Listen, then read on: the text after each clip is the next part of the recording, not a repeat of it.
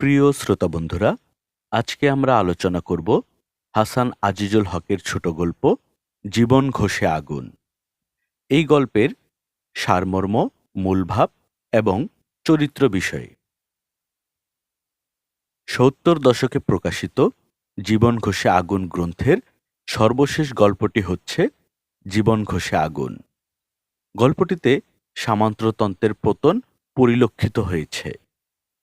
এ গল্পের পটভূমি গড়ে উঠেছে রাঢ়বঙ্গকে ঘিরে, যেখানে ফুটে উঠেছে মানুষের সামাজিক, রাজনৈতিক, সাংস্কৃতিক ও অর্থনৈতিক জীবন। গল্পে রাঢ়বঙ্গে বঞ্চিত সমস্ত মানুষের শাসন ও শোষণের বিরুদ্ধে উজ্জীবিত হওয়ার এক সফল প্রয়াস ফুটে উঠেছে। হলকর্ষণের মেলাকে ঘিরে রাঢ় অঞ্চলের সমস্ত শ্রেণীর মানুষ বৈশাখের শেষ দিন ও জ্যৈষ্ঠের প্রথম দিন একত্রিত হয়। এই দুই দিনই মেলাটি চলে। মেলাতে দোকানপাট ও নাগরদোলা যেমন থাকে, তেমনি থাকে ব্যান্ড পার্টি, সার্কাসের দল ও রাজার হাতি। মেলার মূল আকর্ষণ হচ্ছে দুটি ষাঁড় ও যূপকাষ্ঠকে ঘিরে দর্শকের ভিড়। এছাড়া মহাপুণ্য ভূমিতে নরবলিদান ও বাবুশ্রেণীর প্রতি বাগদি জনগোষ্ঠীর ক্ষোভ ও প্রতিবাদ লক্ষ্য করা যায়। মূলত নিম্নবর্গের মানুষের বিক্ষোভের বিবিধ প্রকাশ পরিলক্ষিত হয়। গল্পটিতে একক কোনো চরিত্র নেই। চারপাশের পরিবেশ, জীবন ও মানুষের সম্মিলিত প্রয়াস ফুটে উঠেছে, যা গল্পকারের বৈশিষ্ট্যের নতুন এক সংযোজন। মূলত নিম্নবিত্তের চেতনায় উচ্চারণ ঘটেছে, যা গল্পে উপস্থাপিত হয়েছে।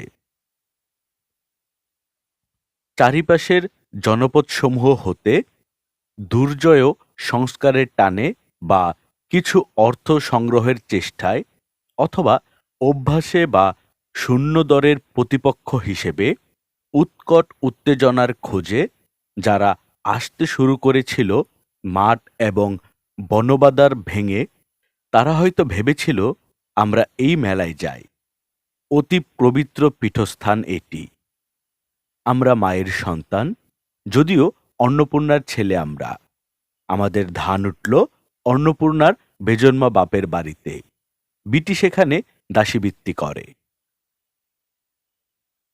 গল্পটিতে যেহেতু একক কোনো চরিত্রের বিস্তার নেই, ফলে খণ্ড খণ্ড করে এক একটি চরিত্র আপন বৈশিষ্ট্যে উপস্থাপিত হয়েছে। ঘণ্টাবাবু চরিত্রের মাধ্যমে উচ্চবিত্ত ও ভদ্র সমাজের বাবুদের চেহারা বা রূপের প্রকাশ ঘটানো হয়েছে। তারা বাগদিদের নানাভাবে নির্যাতন ও যৌন সম্ভোগে রাজি করায় এবং বাগদিদের হাতে ঘণ্টাবাবুর মৃত্যু হয়। শ্রেণী বৈষম্যের বিষয়টি এক্ষেত্রে লক্ষণীয়। সুবিধাভোগী শ্রেণীর প্রকাশই ঘটেছে এ ধরনের চরিত্রে। বিষয়টি এমন যে সামাজিকভাবে বাগদিদের কোনো সম্মান ও স্থান দেওয়া হয় না, কিন্তু কামচরিতার্থতার প্রয়োজনে সেই বাগদিদের কাছেই ঘণ্টাবাবুরা যায়। কথোপকথনে যার প্রকাশ দেখা যায়, আমরা দেখো শুয়োর খাই। কি বলো? শুয়োর খেয়ে থাকি মোরা। তা বাদে ধরো গিয়ে আমরা জমের অরুচি লিচু জাত, লিচু কাজকর্ম করি। জাত ব্যবসা ছেড়েছি গো। আর মোরা জেলে লই, চাষবাস ধরেছি এখন। কি সবই তো ছোট কাজ লয়। এখন মোদের পেটে ভাতও নাই, পরনে কাপড়ও নাই। ছোট জাতের সবেতেই দোষ। তবে একটোতে বোধহয় দোষ নাই। কি বলো বাবু? কিসে দোষ নাই? ছোট জাতের মেয়েতে দোষ নাই। ঠিক কথা লয় বাবু।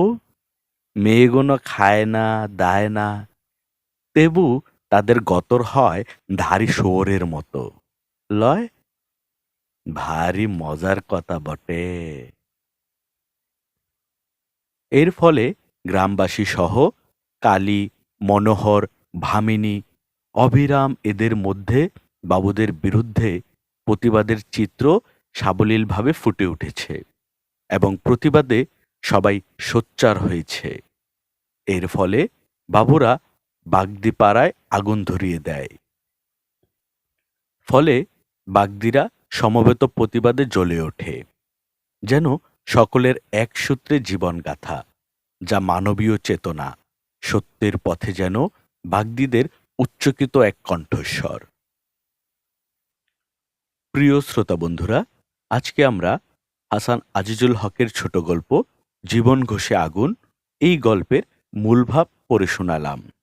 আপনারা যদি চান পুরো গল্পটি শুনতে, তাহলে অবশ্যই কমেন্ট করে আমাদের জানাবেন।